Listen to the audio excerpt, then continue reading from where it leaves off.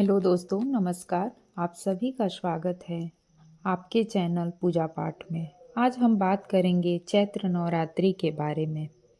इसका महत्व, पूजा विधि, व्रत नियम और माता रानी को प्रसन्न करने के उपाय।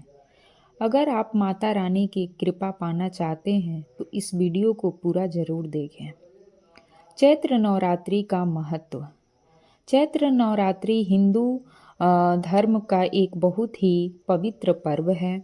यह नवरात्रि माँ दुर्गा के 9 स्वरूपों की पूजा के लिए मनाई जाती है। ऐसा माना जाता है कि इन 9 दिनों में माता रानी पृथ्वी पर आती हैं और अपने भक्तों को सभी प्रकार से उनकी मनोकामनाएं पूरी करती हैं।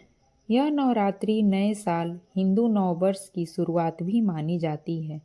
ऐसा माना जाता है कि हमारा जो हिंदू कैलेंडर होता है उसके हिसाब से हिंदू नववर्ष की शुरुआत भी होती है। नवरात्रि में पूजे जाने वाले 9 स्वरूप, तो इन 9 स्वरूपों का चलिए एक एक करके हम वर्णन करते हैं। पहले दिन जो नवरात्रि का पहला दिन होता है उस दिन माता शैलपुत्री की पूजा की जाती है। दूसरा दिन माँ ब्रह्मचारिणी की पूजा की जाती है। तीसरे दिन माँ चंद्रघंटा की जाती है। चौथे दिन माँ कुसमुंडा की जाती है। पांचवें दिन माँ स्कंद माता की। छठे दिन माँ कात्यायनी की। सातवें दिन माँ कालरात्रि। आठवें दिन महागौरी और 9वें दिन सिद्धिदात्री की पूजा की जाती है। इन 9 दिनों में अलग अलग रूप में माता रानी की पूजा की जाती है और अलग अलग तरह से उनका आशीर्वाद पाते हैं। हर दिन अलग रूप की पूजा करने से अलग अलग प्रकार के हमें लाभ भी मिलते हैं। तो चलिए जान लेते हैं कि जो कलश स्थापना और पूजा विधि क्या होती है और कैसे की जाती है कलश स्थापना और पूजा की विधि। तो घट स्थापना कैसे करें इसका हम चलिए बता देते हैं।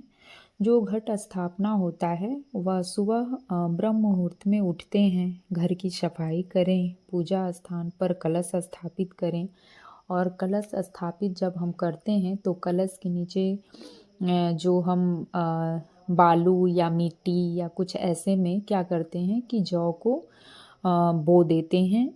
फिर उसके ऊपर हम क्या करते हैं कलश स्थापित करते हैं और कलश में अंदर जल को भरते हैं, उसमें सिक्के भी डालते हैं, ये सब पैसे वगैरह डाल देते हैं और उसके ऊपर से क्या करते हैं कि एक दिया रख करके उसमें कुछ आटा वगैरह रख देते हैं। उसके ऊपर से नारियल रखते हैं। उस नारियल में कलावा ज़रूर लपेटते हैं और लपेटना चाहिए, खाली नारियल नहीं रखना चाहिए। कलश पे नारियल रखें। पूजा विधि क्या है? माता रानी की मूर्ति या फोटो ज़रूर रखें। माता रानी का पूजा करने के समय हम मिट्टी का जो बना होता है या तो वो मूर्ति रखें या तो फ़ोटो वगैरह रखें, लेकिन मूर्ति या फ़ोटो ज़रूर रखना चाहिए। उसके बाद दीपक जलाएं, फूल फल मिठाई अर्पित करें, दुर्गा चालीसा का पाठ करें। तत्पश्चात पूजा समाप्त होने करने के बाद, पाठ करने के बाद आरती को जरूर करें। व्रत के क्या नियम होते हैं उसके भी बारे में जान लेते हैं। व्रत में सात्विक भोजन करें, प्याज लहसुन का सेवन न करें, फलाहार करें और मन और विचार शुद्ध रखें। झूठ, क्रोध और नकारात्मकता से दूर रहें। अगर पूरी श्रद्धा से व्रत रखा जाए तो माता रानी बहुत जल्द प्रसन्न होती हैं। इसका जो व्रत हम करते हैं उसमें इसका जो विशेष उपाय और लाभ क्या क्या होते हैं इसको भी चलिए हम जान लेते हैं। जो नवरात्रि के समय जब हम उपवास रखते हैं, व्रत रखते हैं, तो संभव हो पाए तो रोज़ आप दुर्गा माता का एक कोई मंत्र ले लें, उस मंत्र का जाप करें तो ज़्यादा फल मिलता है। कन्या पूजन करें, ज़रूरतमंदों को दान दें। इससे जो ज़रूरतमंदों को जब हम दान देते हैं तो इससे घर में सुख, शांति और समृद्धि आती है। इसलिए हमें ऐसे लोगों को दान न दें जिनको कोई उस वस्तु की आवश्यकता नहीं। हमें हमेशा वैसे लोगों को देना चाहिए जिसकी उसे बहुत आवश्यकता है। भूखा अगर कोई व्यक्ति है तो उसको भोजन दें, और ये सब ज़रूरतमंदों को दान देने से हमें उसका फल ज़्यादा ही मिलता है।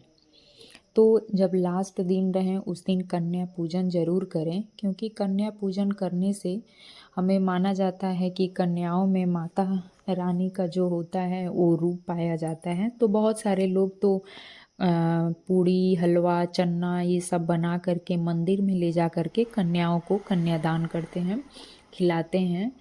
तो अब बहुत लोग अपने घर पे बुलाने के बाद कन्या खिलाते हैं, कन्या पूजन करते हैं। लेकिन वहाँ पे मंदिर में जाने के बाद बहुत लोगों के घर पे संभव नहीं हो पाता है, उतनी कन्याएं नहीं आ पाती हैं, तो वो लोग सारा बना करके प्रसाद और मंदिर में ले जा कर के कन्याओं को खिला देते हैं। तो जैसा आपको उचित लगे, जैसा आप कर पाएँ वैसा करें। उतना ही फल मिलता है जितना घर पे बुला करके आप खिलाते हैं, उतना ही फल अगर आप मंदिर में भी कन्याओं को कन्या खिलाते हैं तो मिलता है। माता रानी श्रद्धा भाव देखती हैं। तो कैसा लगा मेरा वीडियो? अगर आपको यह जानकारी पसंद आई हो तो वीडियो को लाइक करें और चैनल को सब्सक्राइब करें, और कमेंट में प्यारा सा जय माता दी ज़रूर लिखें। धन्यवाद।